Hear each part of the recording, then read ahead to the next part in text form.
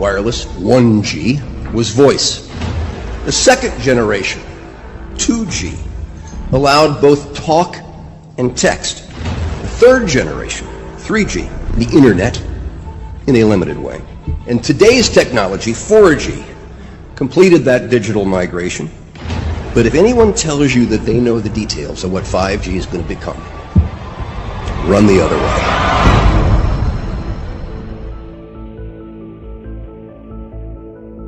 The more I know, the more I realize how little I actually know.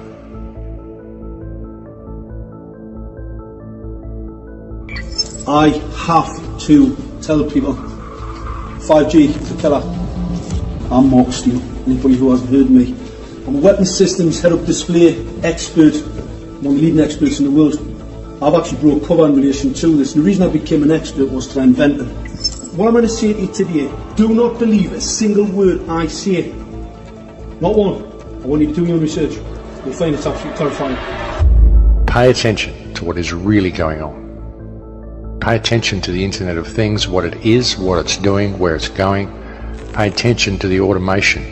Pay attention to the 5G towers that are still going up everywhere. Wireless radiation has biological effects, period. And these effects are seen in all life forms: plants, animals, insects, microbes. In humans, we have clear evidence of cancer now. There is no question. It's very important that people always look at both sides, and as positive as what the right hand is offering you, always to pay attention to what the left hand is doing.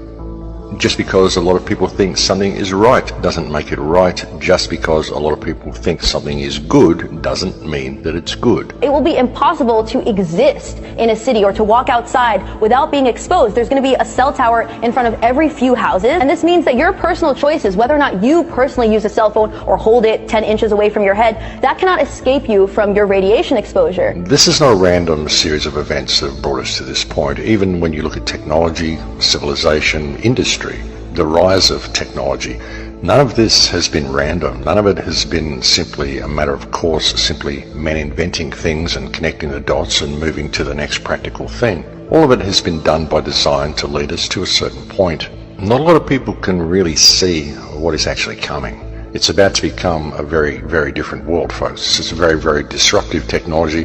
Very disruptive in as much as it's going to disrupt the way we live our normal lives, if we allow it to be rolled out and if we abide by the parameters that the government's putting in place with this technology. You know, and by around 2030, well, it's all going to be complete. Everyone's going to be in a complete lockdown. And the kids, as I've said so many times, the kids that are growing up through the system now will have no reference point for what the world once was. They'll have no reference point for what freedom even possibly looked like. They simply won't have the concept of it because it won't be anything they've ever experienced. And with 5G, I mean, what people need to understand with it is that it's all military-grade technology. It's not just about monitoring. It's not just about social crediting. It's not just about surveillance. It's also about crowd control. It's about mood control. It's about emotional control. There are so many patents, so many US patents, so many DARPA patents that show the incredible amount of psychological manipulation you can do through electromagnetic radio waves. And not just psychological control, but also physical control. I mean, it's control at all levels you can think of, folks. It's right across the spectrum. We've seen experiments with MIT where they've injected nanotechnology into rats and they've been able to switch the genes of the rats on and off using radio waves to operate the nanotechnology. You think about what's in the chemical spraying that goes on in the sky, the nanotech in all the foods. I mean, we're being set up in a big way, ladies and gentlemen, and the manipulation that comes through this 5G system is profound. It's absolutely off the charts.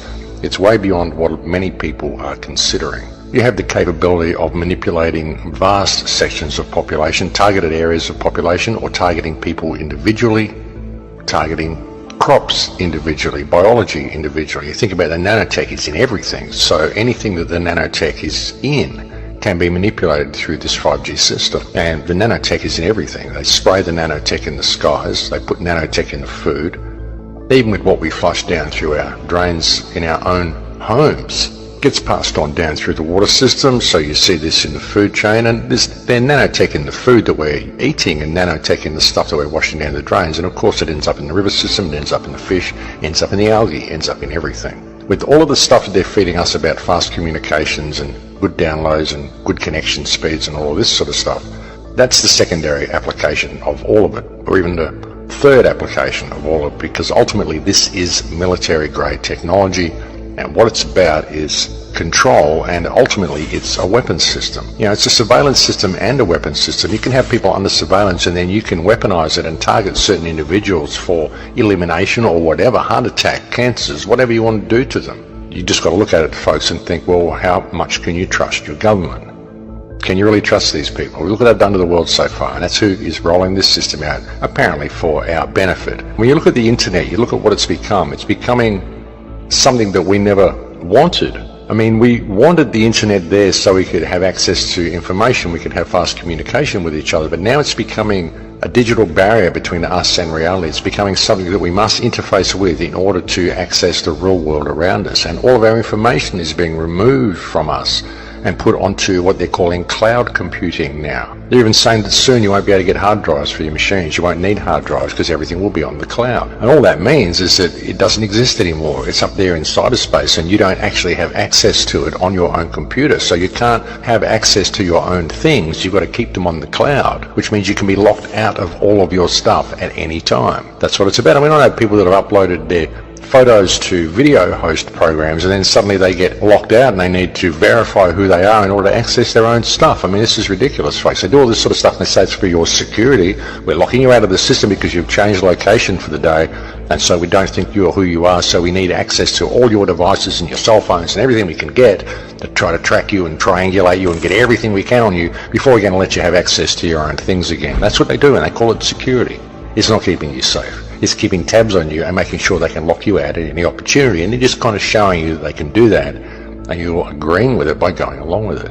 And when you've got kids that are growing up into this system and everything that they do is online, everything they know is online, all their bank accounts, their shopping, their friends, their Instagram, all their connections to everything, their electricity bill, it's all online. And even their car keys and their access to their house becomes digital. Then any threat of being locked out of that is going to stand as a major obstacle to these people ever thinking for themselves in their lives. You know, you imagine what it would be like. You start to question the government's actions. You start to speak out about vaccines. You start to speak out about anything that means something to you, and suddenly you find yourself locked out of the system. Suddenly you can't access your stuff because none of your stuff is here in the real world anymore. It's all been moved into the virtual world because that's what we're doing. We're removing our access to everything around us by creating this digital interface between us and the real world, and any threat of being locked out of that interface is going to be a totally complete system of absolute control. That's how you get people, folks. You get them addicted to the tech and you make the tech essential in their lives, and then any threat of being locked out of that tech makes these people walk between the lines very comfortably. And these people will do anything the powers that believe they be tell them to do.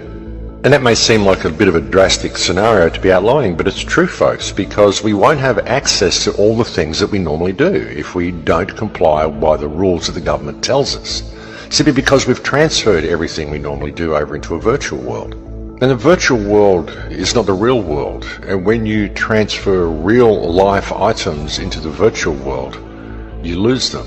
This is what we're doing with everything, and it isn't even a matter of choice. We're just being led this way, and most people don't even notice what's happening. But it is happening. The internet is becoming the most important thing in the human experience because it controls everything else in the human experience. That's where the choice is. That's where the choice lies.